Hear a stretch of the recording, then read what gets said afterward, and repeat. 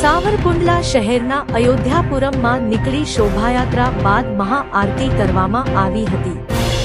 સાવરકુંડલા શહેરના કબીર ટેકરી આશ્રમ, રામજી મંદિર, તાત્કાલિક હનુમાનજી આશ્રમ, ભાવના સોસાયટી, સંત કબીર સોસાયટી વગેરે જાણે અયોધ્યા સમો માહોલ સર્જાતો જોવા મળી રહ્યો હતો। આ કાર્યક્રમમાં અયોધ્યાપુરમાં આવેલ રામજી મંદિરમાં ભવ્ય શોભાયાત્રા, ત્યારબાદ મહાઆરતીમાં બહોળી સંખ્યામાં લોકો જોડાયા હતા, તેમજ ડેલી સવારે પ્રભાત ફેરી પર નીકળતી હતી અને આમ સમગ્ર વાતાવરણ જ્યારે રામમય બન્યું હતું।